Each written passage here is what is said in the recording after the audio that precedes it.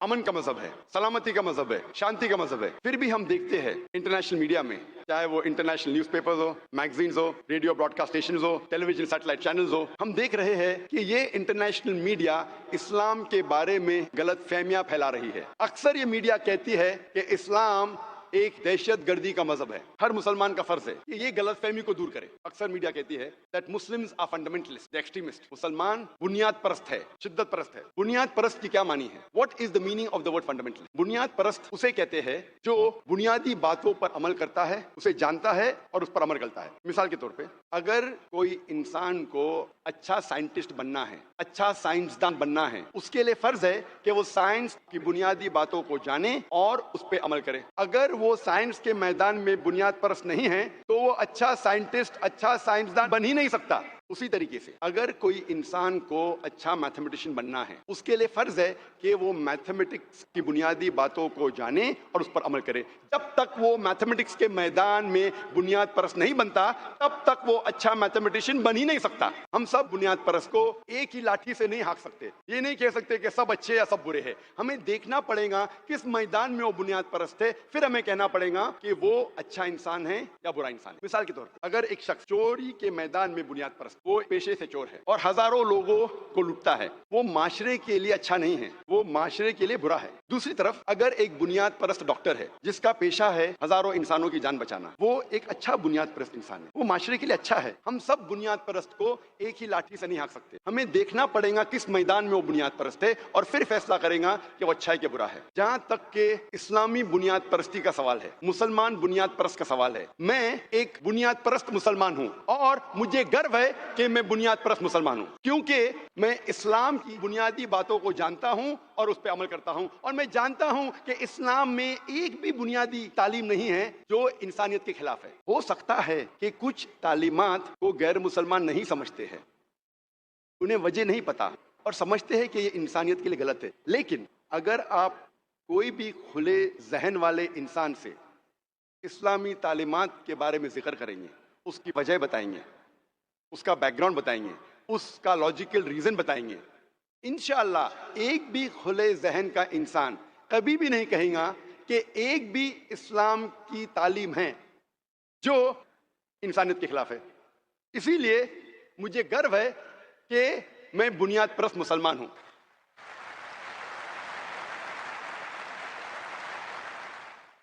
جب ہم تحقیق کرتے ہیں کہ یہ لفظ بنیاد پرست کیسے وجود میں آیا, جب ہم ویبسٹرز ڈکشنری پڑھتے ہیں اس میں لکھا ہے fundamentalism is a movement which was started in the early part of the 20th century in USA by a group of Protestant Christians who protested against the church. بنیاد پرستی ویبسٹر ڈکشنری کے حساب سے یہ ایک تحریک تھی جو 20ویں صدی کے شروع میں آئی, یو ایس اے میں وجود میں آئی. ایک عیسائی گروہ تھا جس نے یہ موومنٹ شروع کیا, جسے کہتے تھے پروٹیسٹنٹس. کیتھولک چرچ یہ مانتا ہے کہ بائبل کا پیغام خدا کی طرف سے ہے. یہ پروٹیسٹنٹ گروہ, پروٹیسٹنٹ کرسچنز یہ کہتے ہیں کہ صرف بائبل کا پیغام خدا کی طرف سے نہیں ہے بلکہ ہر لفظ, ہر حرف بائبل کا خدا کی طرف سے ہے. اگر کوئی شخص یہ ثابت کر سکے کہ بائبل کا ہر لفظ, ہر حرف اللہ کی طرف سے ہے, خدا کی طرف سے, تو یہ موومنٹ اچھا موومنٹ ہے. لیکن اگر کوئی یہ ثابت کر سکے کہ بائبل کا ہر لفظ خدا کی طرف سے نہیں ہے تو یہ موومنٹ اچھا موومنٹ نہیں ہے.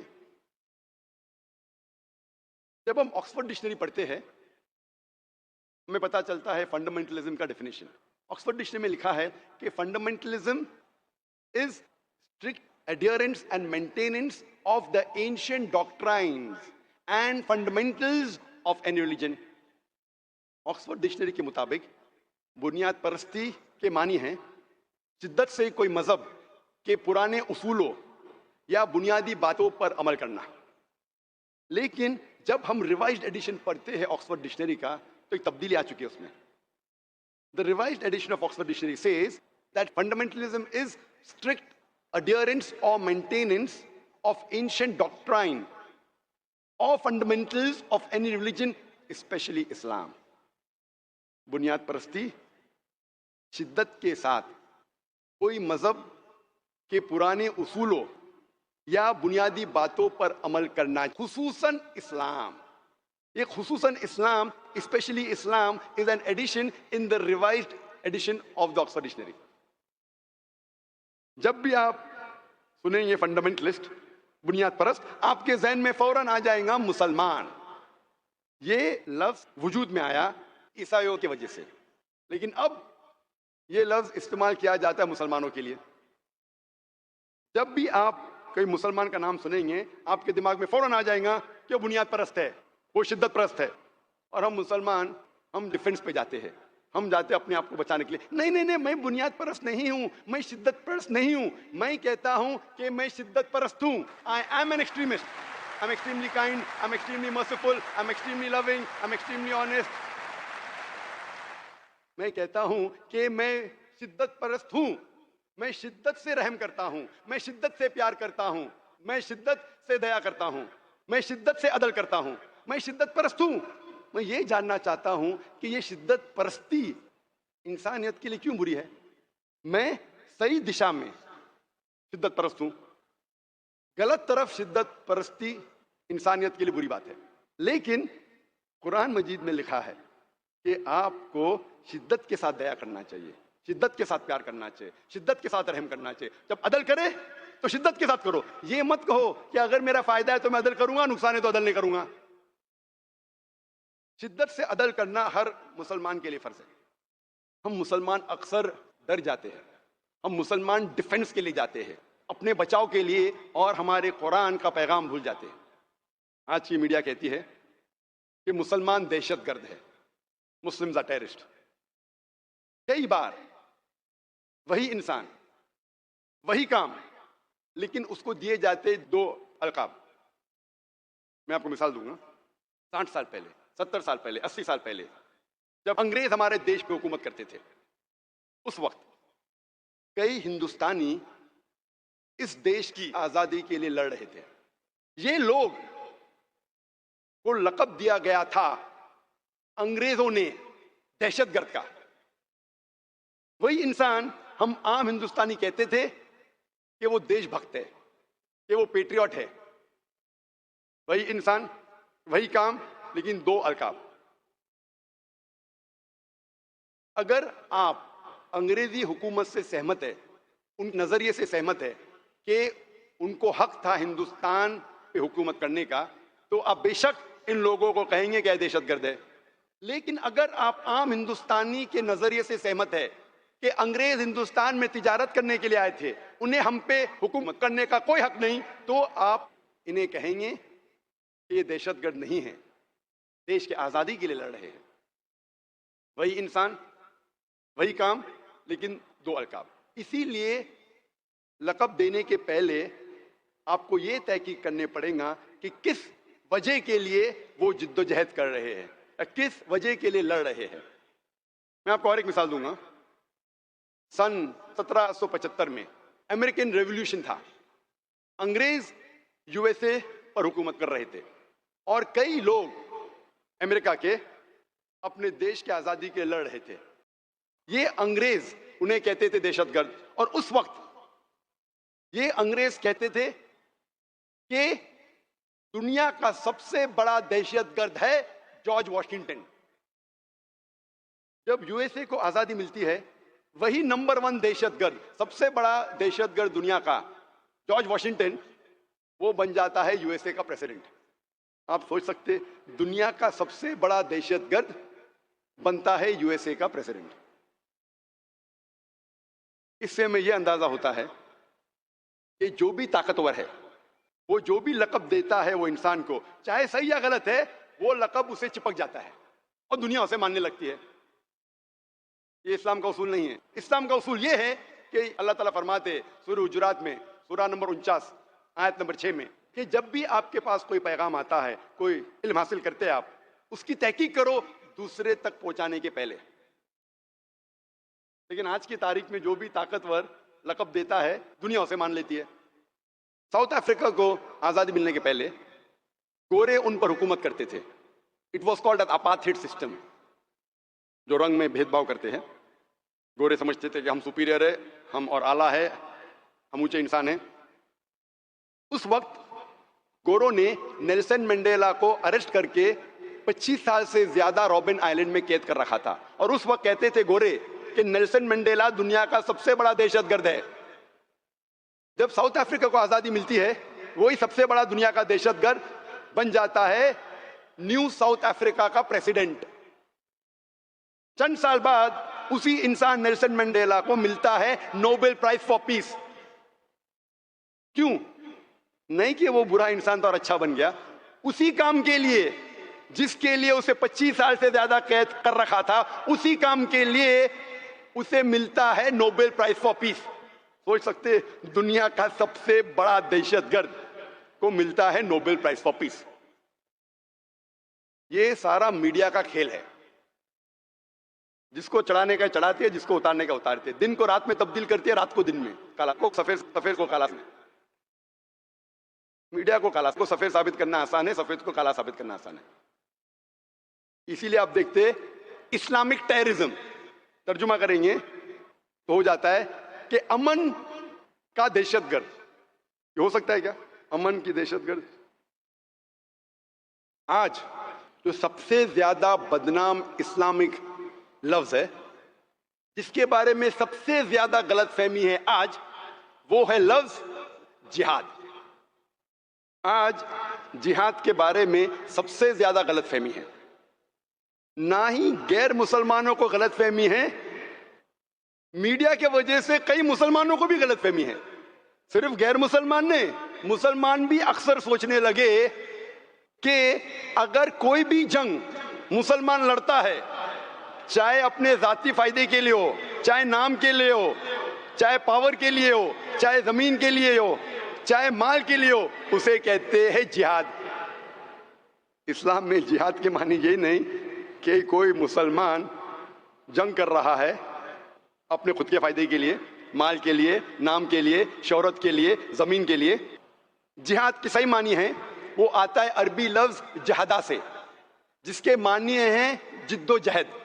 इंग्लिश में कहेंगे टू स्ट्राइव और टू स्ट्रगल। तो जिहाद की मानी है टू स्ट्राइव और स्ट्रगल। जिहाद के मानी है जिद्दोजहद।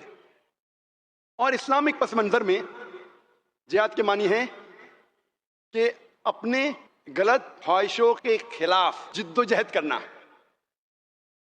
जिहाद के मानी है कि माशरे को बेहतर बनाने के लिए जिद्दोजहद करना। जिहाद के मानी है कि सेल्फ डिफेंस में अपने आप को जंग के मैदान में बचाने के लिए जिद्दोजहद करना। जिहाद के मानी है कि जुल्म के खिलाफ जिद्दोजहद करना। जिहाद के मानी सिर्फ है जिद्दोजहद। मिसाल के तौर पे, अगर एक तालिब इल्म अपने एग्जाम में पास होने के लिए जिद्दोजहद कर रहा है, उसे कहेंगे जिहाद। लोग को अक्सर गलतफहमी है, गैर मुसलमानों को नहीं, मुसलमानों को भी, कि जिहाद सिर्फ मुसलमान ही कर सकता है। कुरान में कई आयतें हैं जिसमें अल्लाह ताला फरमाते हैं कि जो लोग गैर मुसलमान हैं वो जिहाद कर रहे हैं, जिद्दोजहद कर रहे हैं। मैं आपको मिसाल दूंगा। अल्लाह ताला फरमाते हैं कुरान मजीद में सूरह लुक़मान में सूरह नंबर 31 आयत नंबर 14 में कि हमने इंसानों से कहा है कि अपने वालिदैन की इज्जत करो, उनके साथ अच्छा बर्ताव करो, खुसूसन अपनी माँ। फौरन दूसरी आयत में सूरह लुक़मान सूरह नंबर 31 आयत नंबर 15 में अल्लाह ताला फरमाते लेकिन अगर आपके वालिदैन जिद्दोजहद कर रहे हैं आपको इबादत करने के लिए उसकी, अल्लाह के अलावा जिसके बारे में आपको इल्म नहीं है। अल्लाह ताला फरमाते अगर आपके वालिदैन जिद्दोजहद कर रहे, जिहाद कर रहे आपको इबादत करने के लिए अल्लाह के अलावा जिसका आपको इल्म नहीं, तो आप उनका कहना मत मानो, लेकिन फिर भी उनके साथ हुस्न सलूक करो। ये पैगाम फिर से दोहराया है सूरह अनकबूत में सूरह नंबर 29 आयत नंबर 8 में, ऐ इंसानों अपने वालिदैन के साथ अच्छा बर्ताव करो, हुस्न सलूक करो। लेकिन अगर आपके वालिदैन आपके साथ जिद्दोजहद करते हैं, आपके साथ जिहाद करते हैं उसकी इबादत करने के लिए जो अल्लाह के अलावा कोई और शख्स है जिसका आपको इल्म नहीं है, तो आप उनका कहना मत मानो। इन आयतों में हमें पता लगता है कि अल्लाह सुब्हाना व तआला उनके बारे में जिक्र कर रहा है, गैर मुसलमान वालिदैन के बारे में जो अपनी औलाद से जिद्दोजहद करते हैं, उनको फोर्स करते हैं اللہ کے علاوہ کسی اور کی عبادت کرنے کے لیے، ان کو فورس کر رہے ہیں، ان سے زبردستی کر رہے ہیں شرک کرنے پر، اس کو بھی اللہ تعالیٰ فرماتے یہ جہاد ہے۔ اللہ تعالیٰ فرماتے ہیں سورہ نساء میں سورہ نمبر 4 آیت نمبر 76، مومن ہے وہ جو جدوجہد کرتے ہیں اللہ کے راہ میں، اور وہ لوگ جو ایمان کے خلاف ہے، وہ لوگ جدوجہد کرتے ہیں شیطان کے لیے۔ اسے یہ پتہ چلتا ہے ہمیں ان آیتوں کے ذریعے کہ جہاد مسلمان بھی کرتے ہیں، غیر مسلم بھی کرتے ہیں، لیکن جب مسلمان صحیح طریقے سے جہاد کرتا ہے اسے کہتے ہیں جہاد فی سبیل اللہ، جو ایمان کے خلاف جدوجہد کرتا ہے اسے کہتے ہیں جہاد فی سبیل شیطان۔ اکثر قرآن مجید میں جب جہاد کا ذکر ہوتا ہے ہم مانتے ہیں کہ وہ جہاد فی سبیل اللہ ہے، لیکن اگر پس منظر سے پتہ چلتا ہے کہ وہ جہاد فی سبیل اللہ نہیں ہے تو ہم اسے کہتے ہیں جہاد فی سبیل الشیطان۔ یہ لفظ جہاد، اس کا ترجمہ اکثر غیر مسلمان اور کئی سو کالڈ اسلامک اسکالرز، جو اپنے آپ کو اسلامک اسکالرز کہتے ہیں، وہ جہاد کا ترجمہ کرتے ہیں ہولی وار، پاک جنگ۔ عربی میں ترجمہ کرتے ہولی وار یا پاک جنگ، عربی میں ہوتا ہے حرب مقدسہ۔ آپ پورا قرآن مجید پڑھ لیجئے، سارے حدیثیں پڑھ لیجئے، کہیں بھی پاک جنگ، ہولی وار، حرب مقدسہ کہا ہی نہیں گیا ہے۔ یہ لفظ ہولی وار سب سے پہلی بار استعمال کیا گیا تھا کروسیڈرز کے لیے۔ عیسائی جب اپنا مذہب پھیلا رہے تھے طاقت کے بل پہ، تلوار کے بل پہ، لوگ سے زبردستی عیسائیت قبول کرا رہے تھے، اس وقت اسے کہتے تھے ہولی وار۔ آج یہ الفاظ ہولی وار استعمال کیا جاتا ہے مسلمانوں کے لیے، بالکل بے بنیاد ہے۔ اگر ہم جاننا چاہتے ہیں جہاد کی معنی کیا ہے، جہاد کا مطلب کیا ہے، ہمیں پڑھنا پڑے گا اسلام کے اصولی کتاب کو، قرآن اور صحیح حدیث۔ جب قرآن مجید پڑھتے ہیں، قرآن مجید میں اللہ تعالیٰ فرماتے ہیں سورہ حج میں سورہ نمبر 22 آیت نمبر 78، اے مومنو جہاد کرو جس طریقے سے جہاد کرنا چاہیے، اور اللہ سبحانہ و تعالیٰ نے آپ کے دین کو آسان بنایا ہے، اور اس دین میں آپ کے لیے کوئی مشکلات نہیں پیدا کی ہے۔ اللہ تعالیٰ فرماتے ہیں سورہ توبہ میں سورہ نمبر 9 آیت نمبر 20 میں، وہ لوگ جو مومن ہیں، جو ہجرت کرتے ہیں، اللہ کے لیے جدوجہد کرتے ہیں اپنی طاقت کے ساتھ، اپنے مال کے ساتھ، اپنی جان کے ساتھ، یہ لوگ ہیں جو فلاح پائیں گے اور آخرت میں ایک عظیم اجر پائیں گے۔ جب ہم اللہ سبحانہ و تعالیٰ کے آخری رسول محمد صلی اللہ علیہ وسلم کی حدیثیں پڑھتے ہیں تو پتہ چلتا ہے جہاد کیا ہے۔ محمد صلی اللہ علیہ وسلم فرماتے ہیں صحیح بخاری میں جلد نمبر 4 کتاب الجہاد چیپٹر نمبر 2 حدیث نمبر 46، محمد صلی اللہ علیہ وسلم فرماتے ہیں کہ ایک مجاہد جو انسان جہاد کر رہا ہے، اور اللہ سبحانہ و تعالیٰ ہی جانتا ہے کہ وہ صحیح میں مجاہد ہے کہ نہیں۔ وہ ایک ایسا شخص ہے جو ہر وقت نماز پڑھ رہا ہے، ہر وقت روزہ رکھ رہا ہے، اور اگر ایک مجاہد کی جان جاتی ہے تو اللہ سبحانہ و تعالیٰ اسے جنت میں ڈالیں گا، اور اگر وہ محفوظ واپس آتا ہے تو اللہ سبحانہ و تعالیٰ اسے مال غنیمت دیں گا اور اس دنیا کی دولت دیں گا۔ محمد صلی اللہ علیہ وسلم فرماتے ہیں صحیح بخاری میں جلد نمبر 4 حدیث نمبر 5784، حضرت عائشہ رضی اللہ عنہا محمد صلی اللہ علیہ وسلم کی اہلیہ تھی، وہ فرماتی ہے کیا میں جہاد کے لیے جاؤں؟ اللہ کے رسول فرماتے ہیں کہ تمہارے لیے مکمل حج جہاد ہے، پرفیکٹ حج از جہاد فار یو۔ محمد صلی اللہ علیہ وسلم فرماتے ہیں صحیح بخاری میں جلد نمبر 4 حدیث نمبر 5972، ایک شخص محمد صلی اللہ علیہ وسلم کے پاس آتے ہیں اور کہتے ہیں کہ میں بھی جہاد میں جانا چاہتا ہوں۔ اللہ کے رسول فرماتے آپ کے پاس والدین ہیں؟ تو وہ شخص کہتا ہے جی ہاں۔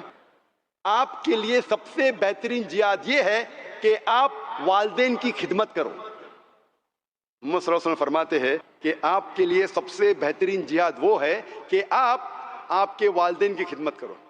پتہ لگتا ہے کہ بہترین جہاد سچویشن کو دیکھ کے، وقت کو دیکھ کے، انسان کو دیکھ کے بدلتا ہے۔ اس کا مطلب نہیں کہ ہر انسان کی جس کے پاس والدین ہیں اس کے لیے والدین کی خدمت کرنا سب سے بہترین جہاد ہے. اس کا مطلب یہ نہیں. اس کا مطلب یہ ہے کہ اللہ کے رسول جانتے تھے اس کے والدین بیمار ہے, اس کے والدین کو ضرورت ہے اپنے لڑکے کی, اپنے بیٹے کی. اس وقت والدین کی خدمت کرنا اور بہتر ہے بنسبت جنگ کے میدان میں لڑنا حق کے لیے. تو وقت کو دیکھ کے, انسان کو دیکھ کے سب سے بہترین جہاد بدلتا ہے. ہم یہ نہیں اصول لے سکتے اگر میرے والدین ہیں تو میں جنگ کے لیے, حق کے لیے لڑنے نہیں جاؤں گا. ہاں, اگر والدین بیمار ہے, ان کو ضرورت ہے آپ کی, پھر والدین کی خدمت کرنا سب سے بہترین جہاد ہے. اللہ کے رسول محمد صلی اللہ علیہ وسلم فرماتے ہیں سنن نسائی میں حدیث نمبر 4209 کہ ایک شخص محمد صلی اللہ علیہ وسلم سے پوچھتا ہے کہ سب سے بہترین جہاد کیا ہے. اللہ کے رسول فرماتے ہیں کہ ایک حق کا جملہ ظالم حاکم سے کہنا سب سے بہترین جہاد ہے. اللہ کے رسول محمد صلی اللہ علیہ وسلم فرماتے ہیں صحیح حدیث میں, صحیح ابن حبان حدیث نمبر 4862, محمد صلی اللہ علیہ وسلم فرماتے ہیں مجاہد وہ انسان ہے جو اپنے خلاف جہاد کرتا ہے اللہ کے لیے, حق کے لیے, اور مہاجر وہ انسان ہے جو غلط سے صحیح کی طرف ہجرت کرتا ہے. ان حدیثوں سے ہمیں پتہ لگتا ہے کہ جہاد کسے کہتے ہیں, جہاد کا مطلب کیا ہے. اللہ سبحانہ وتعالیٰ فرماتے ہیں سورہ بقرہ میں سورہ نمبر 2 آیت نمبر 260 میں, یا ایھا الذین آمنو, اے مومنو, ادخلوا فی السلم کافہ, آپ اسلام میں پورے طور پہ داخل ہو اور آپ شیطان کے نقش قدم پر مت چلو, خطوات شیطان پر مت چلو. اللہ تعالیٰ کہتے ہیں کہ آپ اسلام میں پورے طور سے داخل ہو اور شیطان کے نقش قدم پر مت چلو, خطوات شیطان. قرآن میں کچھ جگہ آتا ہے کہ شیطان کی بات مت مانو, لیکن زیادہ وقت آتا ہے کہ شیطان کے نقش قدم پر مت چلو, خطوات شیطان. کیوں؟ کیونکہ جو ایک عام مسلمان ہے, عام مومن ہے, اگر شیطان اس کے پاس آئیں گا کھلے طور پر تو وہ اس کی بات بالکل نہیں مانے گا. لیکن اگر ڈھکے چھپے انداز میں آئیں گا تو شاید عام مومن بہک جائیں گا, پختہ مومن نہیں بہکے گا. اللہ تعالیٰ فرماتے ہیں خطوات شیطان, شیطان کے نقش قدم پر مت چلو. میں مثال دوں گا, میری مثال ہے. اگر ایک عام مومن کے پاس, عام ایک دم پختہ نہیں ہے, ذرا کمزور مومن ہے, اگر کوئی لڑکی کہیں گی ایک عام مومن کمزور مومن سے چلو رات ساتھ میں گزاریں گے, وہ کہیں گا بالکل نہیں, حرام ہے. لیکن اگر وہی لڑکی اس آدمی کو فون کریں گی تو وہ کہیں گا لڑکی سے فون پہ بات کرنا کیا حرج ہے, وہ زنا حرام ہے, لڑکی سے فون پہ بات کرنا نو پرابلم, کوئی حرج نہیں. تو چند بار لڑکی سے فون پہ بات کر لیتا ہے. تو وہ لڑکی کہتی ہے کیوں نہ ہم میک ڈونلڈ جائے کوئی برگر کے لیے, یا کوئی نکڑ پہ کوئی چائے پانی کے لیے جائے. چائے پانی کے لیے جانا لڑکی کے ساتھ کوئی حرج نہیں. پھر چند دن بعد وہ لڑکی کہیں گی کیوں نہ ہم ڈنر کے لیے, کھانے کے لیے کوئی ریسٹورینٹ جائے. لڑکی کے ساتھ ڈنر کے لیے, کھانے کے لیے جانا کوئی حرج نہیں. پھر وہ لڑکی کہیں گی کیوں نہ رات گزارے, لڑکی کے ساتھ رات گزارنا کوئی حرج نہیں ہے. اسے کہتے ہیں خطوات شیطان. یہ قرآن میں نہیں لکھا, یہ خالی مثال ہے, میری مثال ہے. اس طریقے سے ایک کمزور مومن, شیطان پورے طور کھلے طور پہ آئیں گا تو آپ اس سے دور رہیں گے, لیکن چھپے طریقے سے. اسی لیے قرآن میں لکھا ہے کہ زنا کے قریب مت آؤ. زنا کرنا تو حرام ہے, زنا کے قریب مت آؤ, سورہ اسراء میں سورہ نمبر 17 آیت نمبر 32 میں, کیونکہ یہ ایک برا گناہ ہے اور دوسرے گناہ کی طرف لے جاتا ہے آپ کو. لیکن خطوات شیطان, شیطان کے نقش قدم ڈھکے چھپے انداز میں شاید ایک کمزور انسان بہک سکتا ہے. اللہ کے رسول فرماتے ہیں صحیح مسلم میں جلد نمبر 1 کتاب ایمان حدیث نمبر 79 محمد صلی اللہ علیہ وسلم فرماتے کہ اگر آپ کوئی غلط چیز دیکھتے ہیں تو اسے ہاتھ سے روکیے. اگر ہاتھ سے نہیں روک سکتے تو کم از کم زبان سے روکیے. اگر زبان سے بھی نہیں روک سکتے تو کم از کم دل میں کوسو. اس وقت آپ سب سے نیچے درجے کے مومن ہیں. مثال کے طور پر اگر آپ دیکھ رہے ایک انسان, ایک آدمی کوئی عورت کے ساتھ غلط کام کر رہا ہے, بلاತ್ಕಾರ کر رہا ہے, زنا بالجبر کر رہا ہے, اگر طاقت آپ کو اللہ نے دی ہاتھ سے روکیے.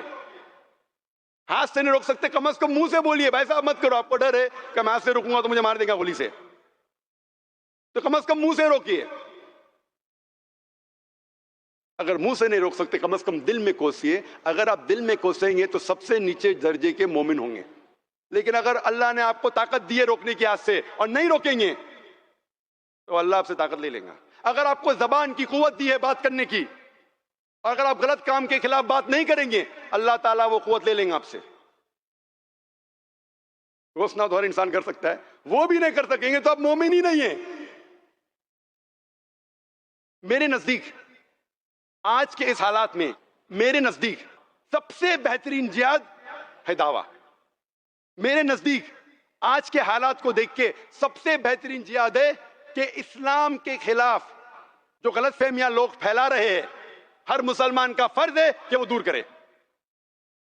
ہر مسلمان کا فرض ہے کہ وہ دعویٰ کرے, غیر مسلمانوں کو اسلام کا پیغام پہنچائے. اسی لیے شیخ عبداللہ ابن جبرین رحم اللہ جو بڑے عالم تھے سعودی عربیہ کے, ابھی انتقال ہو چکے چند سال پہلے, وہ کہتے تھے کہ آج سب سے بہترین ہتھیار ہے میڈیا اور سب سے بہترین جہاد ہے میڈیا کا استعمال کرو اسلام کو پھیلانے کے لیے. اور جو دعوتی جہاد کا بھی ذکر قرآن مجید میں ہے.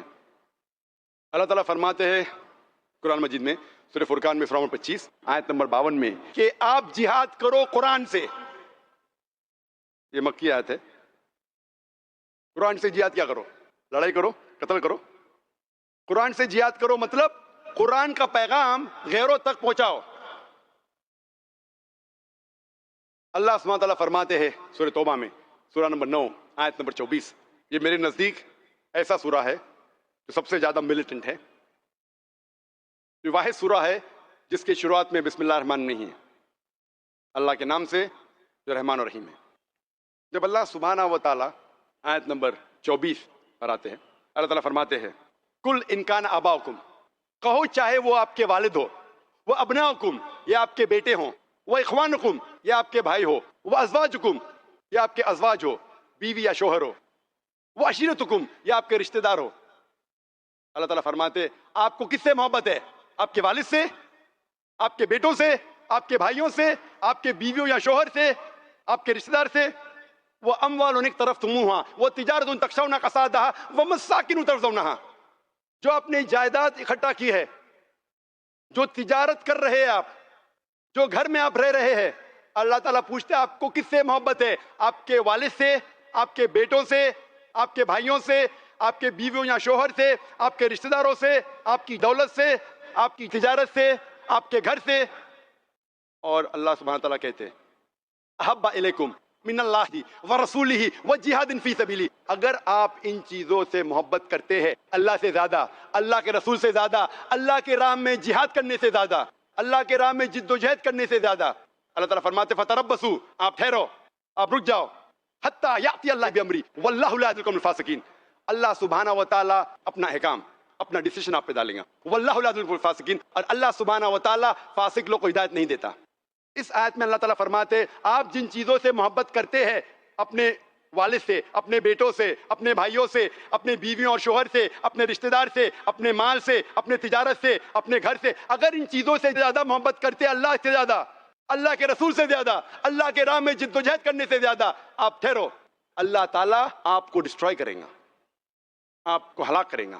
واللہ لا یہدی الفاسقین, اور اللہ سبحانہ و تعالیٰ فاسق لوگ کو ہدایت نہیں دیتا. اللہ تعالیٰ فرماتے ہیں سورہ محمد میں سورہ نمبر 47 آیت نمبر 38 میں وَإِن تَتَوَلَّوْا يَسْتَبْدِلْ قَوْمًا غَيْرَكُمْ ثُمَّ لَا يَكُونُوا أَمْثَالَكُمْ. اگر آپ کام نہیں کریں گے, اللہ کا کہنا نہیں مانیں گے, اللہ سبحانہ و تعالیٰ آپ کی جگہ ایک دوسری قوم لے آئیں گا. يَسْتَبْدِلْ قَوْمًا غَيْرَكُمْ ثُمَّ لَا يَكُونُوا أَمْثَالَكُمْ, اور وہ آپ کی طرح نہیں ہوں گے.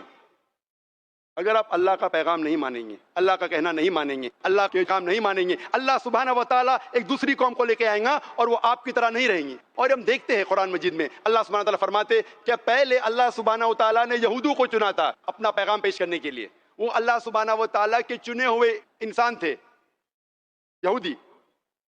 انہوں نے اللہ کا پیغام نہیں مانا, اللہ کا حکم نہیں مانا. یہود عربوں کو نیچے دیکھتے تھے, جو لوگ کو نیچے دیکھتے تھے اللہ تعالیٰ نے اپنے کلام سے عربوں کو ان کے سر پہ بٹھایا. قرآن مجید کے ذریعے وہ جاہل لوگ ساری دنیا میں روشنی پھیلائے. لیکن آج اگر ہم اللہ تعالیٰ کا کہنا نہیں مانیں گے، اس کا پیغام غیروں تک نہیں پہنچائیں گے، دعویٰ نہیں کریں گے، اللہ تعالیٰ کو ہماری ضرورت ہی نہیں. یستبدل قوما غیرکم ثم لا یکونوا امثالکم. اللہ تعالیٰ آپ کی جگہ دوسرے لوگ کو لے کے آئے گا. اللہ کو ہماری ضرورت نہیں ہے. the rubbish that we are. اللہ کو آپ کی اور میری ضرورت ہی نہیں ہے. اللہ اکیلے کافی ہے. اللہ تعالیٰ فرماتے ہیں سورہ عمران میں، سورہ نمبر 3 آیت نمبر 110 میں، کنتم خیر امۃ اخرجت للناس. اے مسلم، ہم نے تمہیں سب سے بہترین قوم بنایا ہے. اللہ سبحانہ و تعالیٰ ہم مسلمانوں کو عزت دے رہا ہے. اللہ تعالیٰ کا قانون ہے، جب بھی اللہ تعالیٰ عزت دیتا ہے اس کے ساتھ ذمہ داری لازم ہے. عزت کے ساتھ، آنر کے ساتھ ذمہ داری، رسپانسبلٹی لازم ہے. مثال کے طور پہ ایک اسکول میں پرنسپل کی عزت ٹیچر سے زیادہ ہے، ٹیچر کی عزت کلرک سے زیادہ ہے. اس کے ساتھ ساتھ پرنسپل کی رسپانسبلٹی ٹیچر سے زیادہ ہے، ٹیچر کی رسپانسبلٹی کلرک سے زیادہ ہے. اللہ تعالیٰ اس آیت میں سورہ عمران سورہ نمبر 3 آیت نمبر 110 میں ہمیں عزت دے رہا ہے. کنتم خیر امۃ اخرجت للناس. اے مومنو، آپ سارے انسانوں میں سب سے بہترین قوم ہیں. اتنی عزت دے رہا ہے. کیا ہمارے پاس کوئی ذمہ داری نہیں؟ ذمہ داری اللہ تعالیٰ اسی آیت میں فرماتے ہیں، تأمرون بالمعروف وتنہون عن المنکر وتؤمنون باللہ. کیونکہ آپ لوگوں کو اچھائی کی طرف بلاتے ہیں اور برائی سے روکتے ہیں اور اللہ میں ایمان لاتے ہیں. اللہ تعالیٰ میں سب سے بہترین امہ کہتا ہے، قوم کہتا ہے، کیونکہ ہم لوگوں کو اچھائی کی طرف بلاتے ہیں اور برائی سے روکتے ہیں. اگر ہم لوگوں کو اچھائی کی طرف نہیں بلائیں گے اور برائی سے نہیں روکیں گے، ہم خیرہ امہ کہلانے کے لائق نہیں ہیں. ہم مسلمان کہلانے کے لائق نہیں ہیں. ہر مسلمان کا فرض ہے کہ وہ لوگوں کو اچھائی کی طرف بلائے اور برائی سے روکے اور اللہ میں ایمان لائے. دعویٰ کرنا، لوگ کو اچھائی کی طرف بلانا، غلط کام سے روکنا ہر مسلمان کا فرض ہے. اور یہ ایک نقطہ ہے، ضروری ہے، فرض ہے آپ کو جنت میں جانے کے لیے. اللہ تعالیٰ سورہ العصر میں فرماتے ہیں، سورہ نمبر 103 آیت نمبر 1 سے 3. سورہ عصر کو کہتے ہیں راہ نجات، نجات کا راستہ. اللہ تعالیٰ فرماتے ہیں والعصر ان الانسان لفی خسر الا الذین آمنوا وعملوا الصالحات وتواصوا بالحق وتواصوا بالصبر. اللہ سبحانہ و تعالیٰ وقت کی قسم کھاتے ہیں اور کہتے ہیں انسان خسارے میں ہے، انسان نقصان میں ہے. الا الذین آمنوا، صرف وہ لوگ خسارے میں نہیں ہیں جو لوگ کے پاس ایمان ہے. وعملوا الصالحات، اچھے اعمال کرتے ہیں. وتواصوا بالحق، لوگوں کو حق کی طرف بلاتے ہیں، دعویٰ کرتے ہیں. اصلاح اور دعویٰ، مسلمانوں کو صحیح راستے پہ لے کے آتے اور غیر مسلمانوں کو پیغام دے کے صحیح راستے پہ لے کے آتے. وتواصوا بالصبر، لوگوں کو صبر کی طرف بلاتے ہیں. اس سورے سے پتہ لگتا ہے کہ کوئی بھی انسان کو جنت میں جانے کے لیے کم از کم 4 چیزوں کی ضرورت ہے: ایمان، عمل صالحات، وتواصوا بالحق، دعویٰ، وتواصوا بالصبر. ان میں سے ایک بھی اگر کم ہے تو اس سورے کے حساب سے عام طور پہ آپ جنت میں نہیں جائیں گے. آپ کتنے بھی اچھے مسلمان ہو، 5 ٹائم نماز پڑھتے ہوں گے، ہر رمضان روزہ رکھتے ہوں گے، حج کے لیے گئے ہوں گے، زکوٰۃ دیتے ہوں گے، لیکن اگر دعویٰ نہیں کرتے اس سورے کے حساب سے آپ جنت میں نہیں جائیں گے. اگر اللہ تعالیٰ چاہتا ہے اور ڈالنا چاہتا ہے تو اس کی مرضی، کیونکہ اللہ تعالیٰ فرماتے ہیں سورہ نساء میں سورہ نمبر 4 آیت نمبر 116، سورہ نساء سورہ نمبر 4 آیت نمبر 48 میں کہ اللہ سبحانہ و تعالیٰ اگر چاہے تو کوئی بھی گناہ معاف کر سکتا ہے، لیکن شرک کبھی بھی نہیں معاف کرے گا، کیونکہ شرک سب سے بڑا گناہ ہے. تو اگر آپ دعویٰ نہیں کریں گے اور اللہ تعالیٰ جنت میں ڈالنا چاہتا ہے، وہ اللہ کی مرضی، وہ ڈال سکتا ہے. لیکن عام طور پہ چاروں چیز ضروری ہے، صرف دعویٰ بھی نہیں، ایمان بھی، عمل صالحات، دعویٰ، وتواصوا بالصبر. ہم دیکھتے ہیں میڈیا میں اکثر اسلام کو بدنام کرنے کے لیے اسلام کے خلاف غلط فہمیاں پھیلا رہے ہیں. کئی بار یہ لوگ قرآن کا حوالہ دے کے لوگ کو بہکانے کی کوشش کرتے ہیں، اور عام طور پہ جو کرٹکس آف اسلام ہیں، جو اسلام کے خلاف لکھتے ہیں، وہ ایک مشہور آیت کو پیش کرتے ہیں، حوالہ دیتے ہیں بتانے کے لیے کہ اسلام دہشت گردی کا مذہب ہے، اور وہ کوٹ کرتے ہیں سورہ توبہ سورہ نمبر 9 آیت نمبر 5، اور کہتے ہیں کہ قرآن مجید میں لکھا ہے کہ جب بھی آپ کافر کو دیکھو، مطلب غیر مسلم، مطلب ہندو، اس کا قتل کرو. اکثر جو کرٹکس آف اسلام ہے، جو اسلام کے خلاف لکھتے ہیں، وہ ایک آیت کا حوالہ دیتے قرآن مجید کی، جس میں لکھا ہے کہ جب بھی آپ کافر کو دیکھو اس کا قتل کرو. کہنا چاہتے ہیں کہ مسلمانوں کو قرآن کہتا ہے کہ کافر کو دیکھ کے قتل کرو، اور جب آپ قرآن مجید کھولیں گے سورہ توبہ سورہ نمبر 9 آیت نمبر 5، اس کا ترجمہ پڑھیں گے تو برابر ہے. اس میں لکھا ہے قرآن مجید میں جب بھی آپ کافر کو دیکھو اس کا قتل کرو. لیکن یہ پس منظر کے خلاف ہے، آؤٹ آف کنٹیکس ہے. پس منظر جاننا چاہتے تو سورہ توبہ سورہ نمبر 9 آیت نمبر 1 سے شروع کرو. اس میں لکھا ہے کہ مسلمان اور مکہ کے مشرکین کے بیچ ایک معاہدہ تھا, ایک پیس ٹریٹی تھی, ایک امن کا معاہدہ تھا, سلامتی کا معاہدہ تھا. اور یہ معاہدہ, یہ پیس ٹریٹی ایک طرفہ مکہ کے مشرکین نے توڑ دیا تھا. اس وقت اللہ سبحانہ و تعالیٰ سورہ توبہ سورہ نمبر 9 آیت نمبر 5 میں کہتے کہ آپ کو 4 مہینے کا وقت دیا جاتا ہے, اب سدھر جاؤ ورنہ اعلان جنگ. اور پھر سورہ توبہ سورہ نمبر 9 آیت نمبر 5 میں جنگ کے میدان میں اللہ تعالیٰ فرماتے ہیں کہ جنگ کے میدان میں جب کافر, جب دشمن آئیں گے آپ ان کا قتل کرو. اس کا مطلب کہ جب دشمن جنگ کے میدان میں آپ سے لڑنے کے آ رہے تو ڈرو مت. ہمت افزائی کے لیے اللہ تعالیٰ فرماتے ہیں کہ جنگ کے میدان میں ڈرو مت, ان کا سامنا کرو, ان کا قتل کرو. جنگ کے میدان میں بالکل صحیح ہے. مثال کے طور پہ اگر پریزیڈنٹ آف امریکہ یا آرمی جنرل آف امریکہ, جب جنگ ہو رہی ہے یو ایس اے اور ویتنام کی, تو جنگ کے میدان میں پریزیڈنٹ آف امریکہ یا آرمی جنرل امریکن سپاہی کی ہمت افزائی کے لیے کہتا ہے کہ دشمن جب آئیں گے ڈرو مت, سامنا کرو, قتل کرو, تو یہ صحیح ہے. لیکن اگر میں پس منظر کے خلاف آج اس کو بیان کروں گا کہ یو ایس اے کا پریزیڈنٹ کہہ رہا ہے کہ جہاں بھی آپ ویتنامیز کو پاؤ اس کا قتل کرو, تو میں ایسا الزام لگا رہا ہوں کہ وہ بوچر ہے, کہ وہ قصائی ہے. پس منظر میں صحیح ہے. جب جنگ کے میدان میں دشمن جنگ کے لیے آتے ہیں میدان جنگ میں, تو ہمت افزائی کے لیے سپاہ سالار یا پریزیڈنٹ بالکل یہ کہیں گا کہ ڈرو مت, لڑو. تو اسی طریقے سے یہ آیت ایک جنگ کے میدان میں کہی گئی ہے کہ جب دشمن آتے ہیں ڈرو مت, آپ کا قتل کرنے آ رہے ڈرو مت, آپ ان کا قتل کرو. اور ایک مشہور رائٹر ہے جو اسلام کے خلاف لکھتا ہے, اس کا نام ارون شوری ہے. کئی کتابیں لکھا ہے اسلام کے خلاف. ایک کتاب لکھا ہے ورلڈ آف فتواز, اور ورلڈ آف فتواز میں یہ وہی آیت کو کوٹ کرتا ہے سورہ توبہ سورہ نمبر 9 آیت نمبر 5, اور دکھاتا ہے کہ مسلمانوں کو قتل کرنا چاہیے کافر لوگوں کا. اور آیت نمبر 5 سے جمپ مارتا ہے, فوراً جاتا ہے آیت نمبر 7 پر. کیوں 5 سے 7 پہ کیوں جاتا ہے؟ 5 اور 7 کے بیچ میں آیت نمبر 6 کو بھول جاتا ہے. کیوں؟ کیونکہ 6 میں اس کی بیماری کا جواب ہے. 6 میں اللہ تعالیٰ فرماتے ہیں, آیت نمبر 6 سورہ توبہ سورہ نمبر 9, اللہ تعالیٰ فرماتے اگر وہ کافر, وہ مشرک, وہ دشمن امن چاہتا ہے اس کو صرف چھوڑ مت دو, اس کو ایسی محفوظ جگہ پر لے کے چھوڑو تاکہ وہ اللہ کا کلام سن سکے. اللہ تعالیٰ یہ نہیں فرماتا ہے کہ اگر وہ امن چاہتا ہے تو چھوڑ دو, اسے حفاظت کے ساتھ ایک محفوظ جگہ پر لے جا کے چھوڑو. آج کے تاریخ میں سب سے دیالو سپاہ سالار, سب سے دیالو پریزیڈنٹ یہ کہے گا ارے وہ دشمن کو چھوڑ دو. یہاں اللہ تعالیٰ فرماتے چھوڑو مت, حفاظت کے ساتھ ایک محفوظ جگہ پر لے جاؤ اور پھر چھوڑو. اکثر لوگ قرآن مجید کے آیت کو آؤٹ آف کانٹیکسٹ کوٹ کرتے, اور جہاں بھی آپ قرآن مجید میں اگر دیکھتے ہیں, اگر استعمال کرنا پڑتا ہے جہاد کے کئی مرحلے میں نے کہا, اگر if you have to force, that is the last resort. Violence, force, لڑائی ایک آخری ریسورٹ ہے, آخری علاج ہے.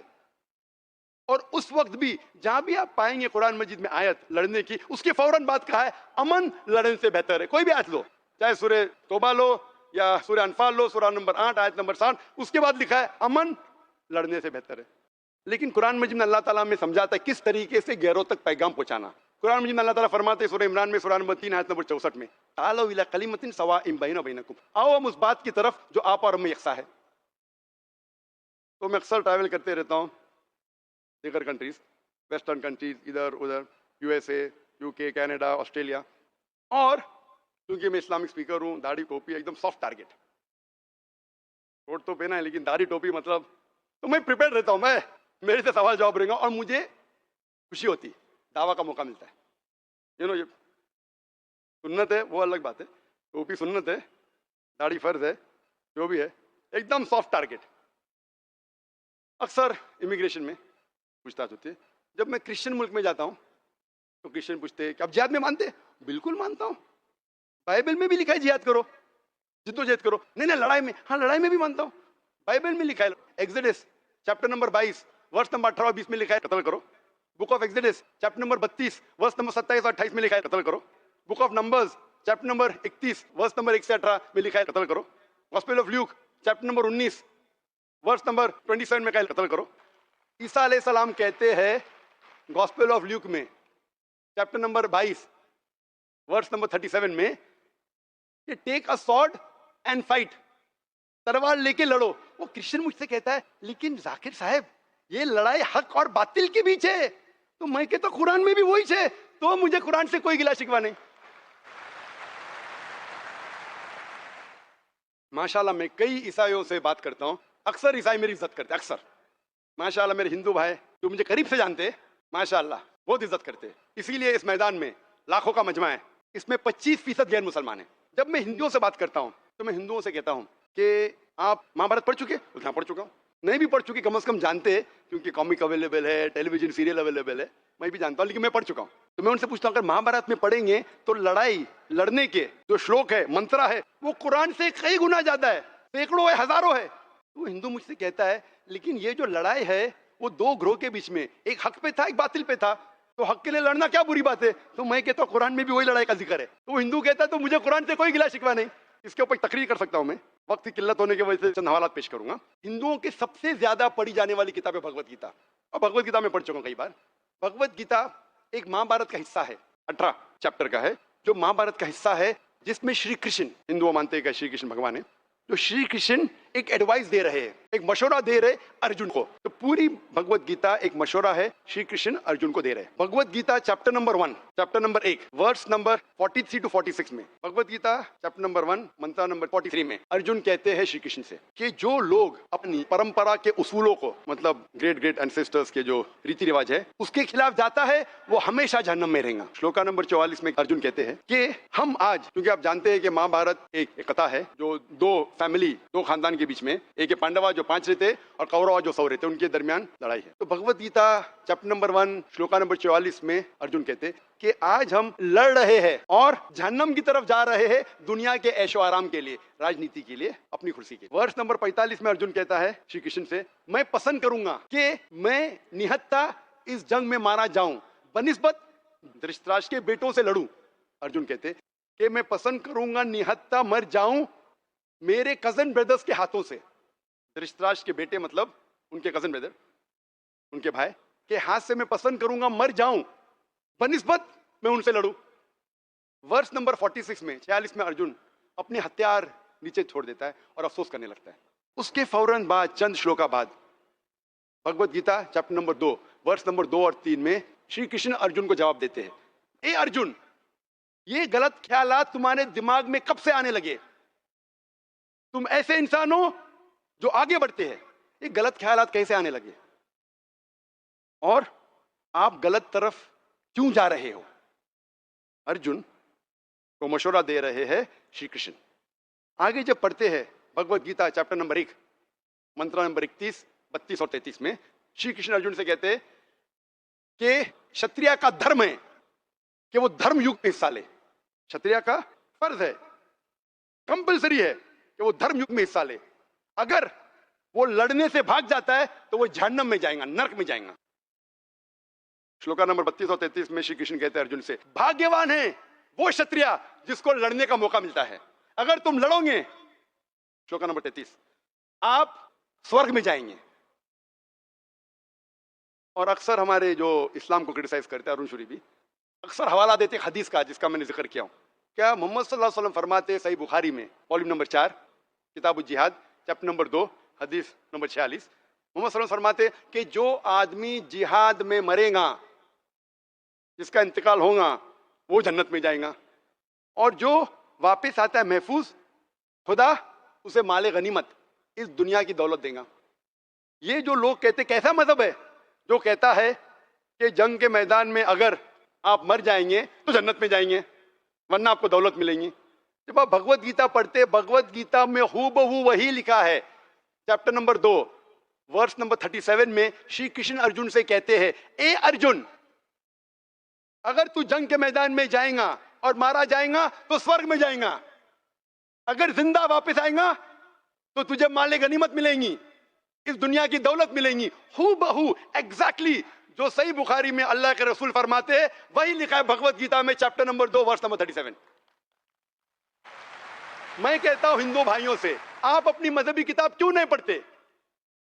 اگر میں یہ کہوں گا کہ شری کرشن بھڑکا رہا ہے, انسانوں سے کہتا ہے اپنے رشتہ داروں کا قتل کرو, میں شیطانی حرکت کر رہا ہوں, میں پس منظر کے خلاف بات کر رہا ہوں. اگر میں کہوں گا آپ کا ایشور شری کرشن अर्जुन से कह रहा है कि अपने रिश्तेदारों का कत्ल करो, ये शैतानी हरकत है, बिल्कुल गलत है।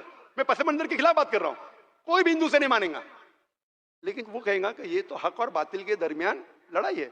अगर सच के लिए लड़ने पड़े, चाहे आपकी जान जाए, चाहे रिश्तेदार के खिलाफ हो, वही पैगाम तो कुरान में लिखा है, इसमें लिखा है।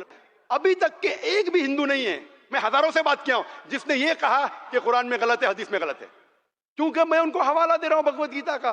तो जब आप दूसरी मजहबी किताब पढ़ेंगे, अमन कायम होगा। तो लोग जो गलत इरादे से भड़काना चाहते हैं, लोग को दूसरे मजहब को मानने वालों के खिलाफ भड़काना चाहते, इसे आसानी से आप दूर कर सकते, सिर्फ तालव इला कलिमतिन सवाइम बैन बैनकुम, आओ हम उस बात की तरफ जो आप और हम में यकसा है। इतना आसान है।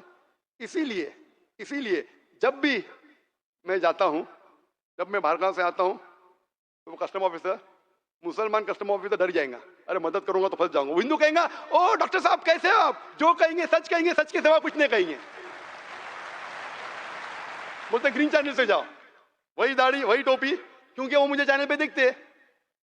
Sir can we ask you one question, वो फिर जरा अपने से फेवर चाहते, मुझे सवाल पूछते भगवत गीता के बारे में, कुरान के बारे में, और डबल फायदा, जो टाइम मेरा बच जाता है जाने में, मैं सवाल का जवाब देता हूं, वो भी खुश होता है, वो मेरे करीब आता है, मैं उसके करीब आता हूं, सही रास्ते पे आते हैं। कुरान मजीद में जितने भी लड़ने की आयत है, एज अ लास्ट रिसोर्ट, उसके उसूल है। कुरान में अल्लाह ताला फरमाते सूरह बकरा में सूरह नंबर 2 आयत नंबर 190 में, जब आप लड़ते हैं उस वक्त आप हद को पार मत करो। जो हद को पार करते हैं वो बिल्कुल गलत काम करते हैं। अल्लाह ताला फरमाते सूरह बकरा में सूरह नंबर 2 आयत नंबर 193-194 के लड़ो जब तक जुल्म खत्म हो जाए, जिहाद करो जब तक जुल्म खत्म हो जाए, उसके बाद आप बंद करो। और अक्सर मीडिया में, मैं तकरीर को खत्म करूंगा एक और मिसाल देके, मीडिया में अक्सर इस्लाम को बदनाम किया जाता है कि इस्लाम तलवार के जोर पर फैला। ये आखिरी मिसाल के साथ मैं तकरीर खत्म करूंगा कि जब हम तहकीक करते हैं, जैसे मैंने कहा, इस्लाम के मानी अमन है, सलामती है, शांति है। ये कहना कि इस्लाम तलवार के जोर पे फैला मतलब अमन तलवार के जोर पे फैला, ये बिल्कुल कॉन्ट्रडिक्टी है। और जब हम हिस्ट्री पढ़ते हैं, हिस्ट्री की कई मिसालें, हम जानते हैं कि हम मुसलमानों ने स्पेन में 800 साल हुकूमत की, दावा नहीं किया, पैगाम नहीं पहुंचाए, क्रिश्चियन आए, क्रूसेडर्स आए, हमें साफ कर दिया। एक भी मुसलमान खुली तौर पे आजान भी नहीं दे सकता था। हम मुसलमानों ने 1400 साल अरब मुमालिक पे हुकूमत की, 1400 साल, कुछ साल के लिए ब्रिटिशर्स आए, कुछ साल के लिए फ्रेंच आए, लेकिन पूरे तौर पे हम 1400 साल हुकूमत की। आज 1400 साल के बाद 140 लाख, 1 करोड़ 40 लाख अरब ईसाई है, या कॉप्टिक क्रिश्चियन ईसाई है सालों से, बरसों से। ये 1 करोड़ 40 लाख ईसाई शहादा दे रहे हैं कि इस्लाम तलवार के बल पे नहीं फैला। हम चाहते थे तो हर गैर मुसलमान को मुस्लिम बना सकते थे। हिंदुस्तान एक मिसाल है, हम हिंदुस्तान पे तकरीबन 800 से 1000 साल हुकूमत किया, चाहते तो हर गैर मुस्लिम को तलवार के नोक पे इस्लाम कबूल करने पे मजबूर कर सकते थे। आज के तारीख में 80% से ज्यादा हिंदुस्तान में गैर मुसलमान हैं। ये गैर मुसलमान हिंदुस्तानी शहादा दे रहे हैं कि इस्लाम तलवार की जोर पे नहीं फैला। इंडोनेशिया ऐसा मुल्क है जिसमें सबसे ज्यादा मुसलमान हैं। कौन सी मुस्लिम आर्मी फौज इंडोनेशिया गई? मलेशिया में 50% से ज्यादा मुसलमान है। कौन सी इस्लामिक फौज मलेशिया गई? In the east coast of Africa कौन सी मुस्लिम फौज गई? इससे साबित होता है इस्लाम तलवार के जोर पे नहीं फैला। और आज की तारीख में हम देखते हैं, एक स्टैटिस्टिक्स है जो रीडर राजेश अल्मेनिक बुक में आई थी 1984 में। वो स्टैटिस्टिक्स एक सर्वे था, increase in the major world religions in a span of 50 years। 50 साल में जो मजहब ने तरक्की की, जो तादाद मजहब की बढ़ी, उसका स्टैटिस्टिक था। और उसमें लिखा था कि 1934 से लेके 1984 तक के, 1934 से लेके 1984, इन 50 सालों में सबसे ज्यादा तादाद में अगर कोई मजहब बढ़ा वो है इस्लाम, 235%। ईसाइयत सिर्फ 47%। मैं पूछना चाहता हूं, इन 50 सालों में कौन सी जंग लड़ी गई थी जिसमें मुसलमानों ने तलवार के जोर पे गैर मुसलमान को मुस्लिम बनाया? कौन सी जंग? कोई भी नहीं। आज के स्टैटिस्टिक कहते सबसे ज्यादा फैलने वाला मजहब यूएसए में, अमेरिका में इस्लाम है। सबसे ज्यादा फैलने वाला मजहब यूरोप में इस्लाम है। सबसे ज्यादा फैलने वाला मजहब पूरे दुनिया में इस्लाम है। और जो मीडिया कहती है इस्लाम खवातीन पे जुल्म करता है, आपको ताज्जुब होगा जितने लोग इस्लाम कबूल कर रहे हैं, 2/3 हिस्सा, 2/3 हिस्सा इसमें से खवातीन है। मैं पूछना चाहता हूं, کیوں امریکن خواتین، کیوں یورپین خواتین اسلام قبول کر رہے؟ کیونکہ اسلام میں ہی خواتین کے جتنے بھی پرابلمز ہیں اس کا حل ہے. Islam is the solution to the problems of humanity. اسلام انسانیت کے لیے حل ہے. اسی لیے اللہ تعالیٰ فرماتے ہیں 3 جگہ پہ قرآن مجید میں، سورہ توبہ سورہ نمبر 9 آیت نمبر 33، سورہ فتح سورہ نمبر 48 آیت نمبر 28، اور سورہ صف سورہ نمبر 61 آیت نمبر 9 میں هو الذی ارسل رسولہ بالہدی والدین الحق لیظہرہ علی الدین کلہ، کہ اللہ سبحانہ و تعالیٰ نے اپنے پیغمبر کو بھیجا حق کے ساتھ